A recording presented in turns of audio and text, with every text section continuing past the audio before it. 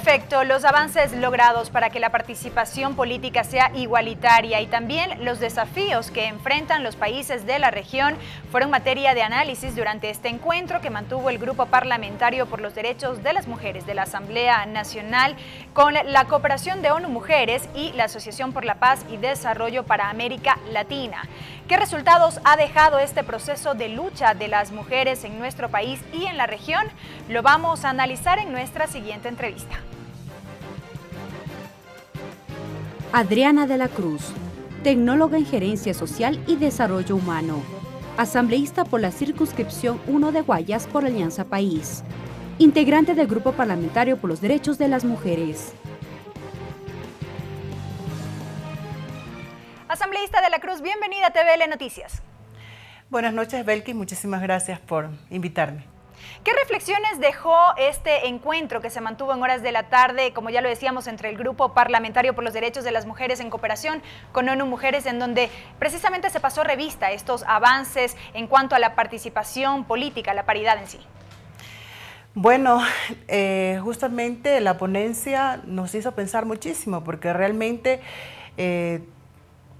particularmente de manera personal te puedo decir, nos identificábamos en el tema de la violencia política, de lo que no se hace, de las limitaciones que tenemos nosotras las mujeres en el desarrollo de todas nuestras acciones a nivel político y social dentro del país.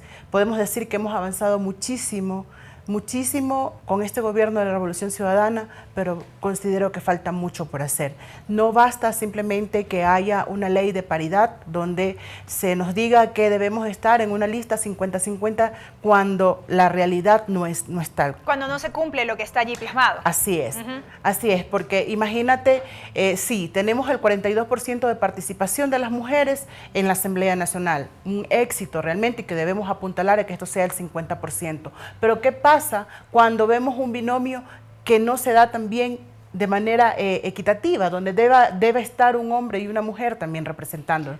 Que puede ser una mujer y un hombre, una mujer, porque es lo idóneo. Nosotros las mujeres nos hemos preparado, los espacios que hemos ganado, nos ha tocado luchar, nos ha tocado ganarnos todos los espacios, nadie nos ha regalado nada. Por ende, yo creo que eso nos lo merecemos, que también dentro de en muy poco tiempo también nuestras representantes al frente, dirigiendo un país, también sea una mujer. ¿Y por qué un binomio solo de hombres? Tiene que ser un binomio también de la mujer, porque la mujer somos el 51% de la población, entonces ¿por qué no ese respeto también? Y no solo se evidencia esto, asambleísta, en lo que tiene que ver con la composición de la Asamblea Nacional, que evidentemente ha reflejado un logro en cuanto a la participación política de las mujeres y en esto que usted menciona respecto del binomio presidencial, sino también en lo que ocurre a nivel del gabinete ministerial. Ese ha sido un aspecto que también ha merecido una suerte de crítica por parte de distintos sectores, sobre todo de mujeres. Claro, porque vimos al inicio de la Revolución Ciudadana una representación muy grande al interior del gabinete presidencial, el gabinete del Ejecutivo, pero vemos cómo esto ha ido minando, se ha ido disminuyendo y la participación de las mujeres realmente ya no estamos viendo esa tal participación. Realmente eso también nosotros lo decíamos como un ícono que nos llenaba de orgullo, ver ese gabinete conformado a lo mejor también en un 40% de mujeres, pero ahora hemos visto cómo hemos ido retrocediendo. ¿A qué lo atribuye usted, asambleísta? Yo le podría decir que nosotros las mujeres a lo mejor nos volvimos cómodas. Nos dieron ciertos privilegios, la ley nos otorgó ciertas cosas. ¿Nos conformamos? Peleamos en esa constituyente porque se nos incluya, porque se nos reconozca, se nos dé. Y hasta ahí llegamos, o sea, nos conformamos con eso. Llegó una etapa quizás a lo mejor de confort, donde pensamos eso es nomás y no pensamos que las cosas tienen que seguir avanzando. Y en ese de pensar que sigan avanzando, más bien hemos ido retrocediendo, viendo ese gabinete como ahora ya no hay la tal participación de las mujeres como sí al inicio. Esperemos que en esta asamblea realmente, en la próxima asamblea ya no sea el 42% de participación de nosotras las mujeres, sino que completemos ese 50% realmente. ¿Por qué no pensar que en este momento que estamos a puertas de decidir por un binomio presidencial, por qué no a ese candidato puedo acompañarla a una compañera mujer, también que sea un binomio, que demos muestras realmente, no solamente que quede en el discurso, sino que demos muestras de que realmente respetamos a la mujer, le damos los espacios que dicen habernos dado. A su criterio, y que no que nos dan, sino que nos los hemos ganado. A su criterio, asambleísta de la Cruz, y tomando en cuenta, o al menos haciendo este análisis de cuáles pudieron haber sido las falencias, ¿cómo debería avanzar, en este caso, la gestión de las organizaciones de mujeres y demás para alcanzar esto que tanto se anhela? Yo considero que debemos ya despertar, salirnos de ese espacio de confort y empezar a trabajar. Empezar a trabajar desde las bases. Ajá. Empezar a unirnos más, dejarnos de esos celos absurdos que muchas veces hay entre nosotras las mujeres. Desafortunadamente yo sí creo que hay que empezar a promover la solidaridad entre nosotras, esa sororidad entre nosotras, que nos apoyemos entre nosotras, porque desafortunadamente hay que decirlo, muchas veces nos sentimos nosotras las mujeres atacadas por nuestras compañeras mujeres. Realmente eso es lo que debemos empezar a cambiar, y que eso no se quede solamente en el plano de nosotras. A lo mejor nosotras las asambleístas, yo antes justamente a Gina le manifestaba que este espacio de foro, de charla magistral que vino y nos compartió la compañera, no se quede solamente aquí en la asamblea, sino que vayamos a los territorios donde están las otras mujeres, que muchas veces por desconocimiento permitimos, cedemos, damos los espacios y decimos, no, es el hombre quien nos debe representar. Ya las mujeres tenemos que despertar. Hemos despertado unas, pero nos olvidamos de despertar a las otras. Es necesario que empezar a trabajar esa unidad, esa solidaridad, de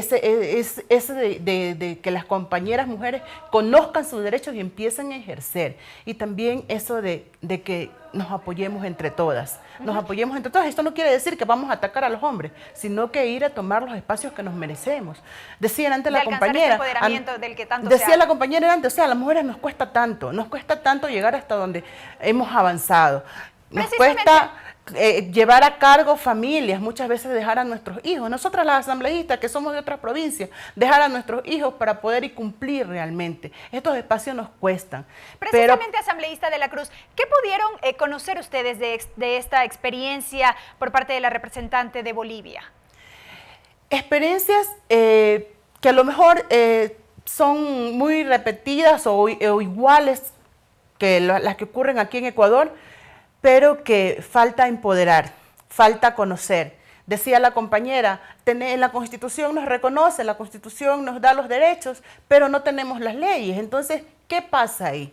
El desconocimiento, si la Constitución está por encima de las leyes. ¿Por qué no hacer que esa Constitución realmente se vuelva carne, se vuelva vida, se vuelva realidad? Y que no quede, y que no quede en papel muerto realmente.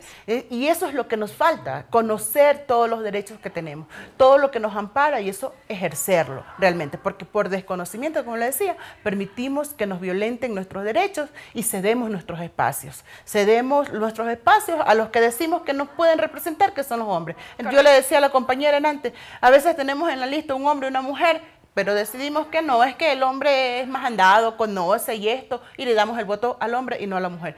Y lo otro también hay que decirlo, tampoco hay que, porque ser mujer, también hay que ir viendo también en estos procesos quiénes aportamos, quiénes trabajamos realmente, sobre todo en esa línea de la izquierda, de realmente de ir buscando una patria equitativa, igualitaria, porque a veces vemos mujeres que representan, digámoslo así, la derecha, y que ellas prácticamente decía, por ejemplo, le pongo un ejemplo, la asambleísta que ahora es la candidata de lo social cristiano, decía su líder máximo, es que Cintia es el hombre. Imagínense, eso es un absurdo. Cintia es una mujer, pero no nos representa realmente. Correcto. Entonces, esas son las cosas que tenemos que tener bien en claro nosotras las mujeres. Correcto, y sin duda todavía queda tarea pendiente. Asambleísta, gracias por habernos acompañado.